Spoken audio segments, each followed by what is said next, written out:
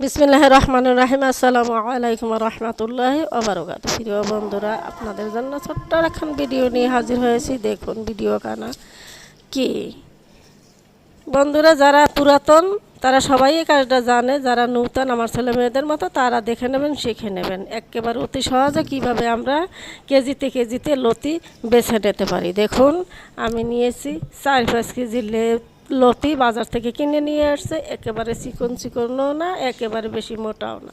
তবে আমরা কীভাবে তাড়াতাড়ি করে লতি বাছতে পারি দেখুন। আমি হাতে নিয়েছি মাজনা, হাঁড়ি পাতিল মাজার মতো মাজনা। সেই মাজনা দিয়ে আমি এই লতিগুলো পরিষ্কার করে নেব অতি সহজভাবে। একেবারে লতি পরিষ্কার করে আমরা ডিপ ফ্রিজে সপ্তাহের জন্য বা মাসের জন্য ফ্রোজেন করে রেখে দিতে পারি। দেখুন আমি লতিগুলো সুন্দর করে বেছে কুইটে একেবারে ছোট্ট ছোট্ট করে কেটে আমি রেখে দেব ফ্রিজে।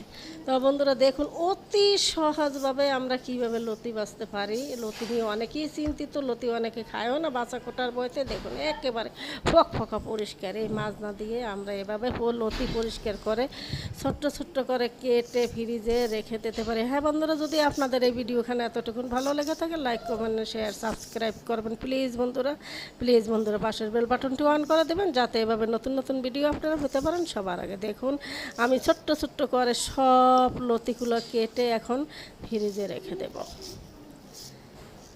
তো বন্ধুরা, যারা একেবারে নতুন তারা দেখে নেবেন, শিখে নেবেন। আমি আবারও বলছি, আমার অনেকগুলো লতি 4-5 কেজি লতির মতো এখানে হবে। আমি এগুলা রেখে দেবো। দেখুন আমার লতিগুলো বাছা হয়ে গেছে, একেবারে সবগুলো হয় নাই, 2 কেজির মতো আমার বাছা হয়ে গেছে। একেবারে অতি সহজভাবে আমি লতিগুলো বেছে ফেলছি তাড়াতাড়ি করে, মানে 1-1.5 ঘন্টাও লাগে না।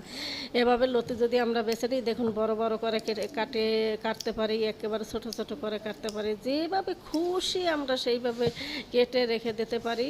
আমরা 1 মাসের জন্য 15 দিনের জন্য ফ্রিজে ডিপে রেখে দিতে হবে।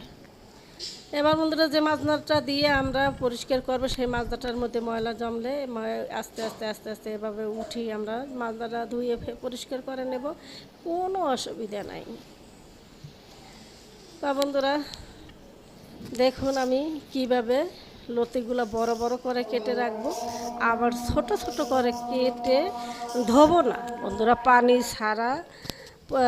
দেখুন আমি ছোট্ট ছোট্ট করে কেটে এবার পলিথিনে করে ফ্রিজে রেখে দেব, ডিপ ফ্রিজের ভিতরে।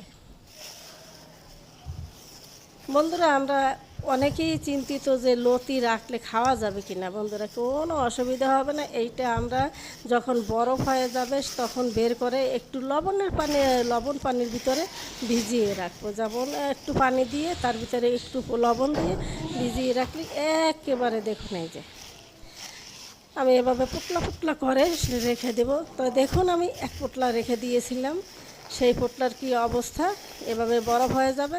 এবার বরফ থেকে বের করে একটু পানির ভিতরে রেখে লবণের একটু পরিমাণ লবণ দিয়ে ভিজিয়ে রাখবো।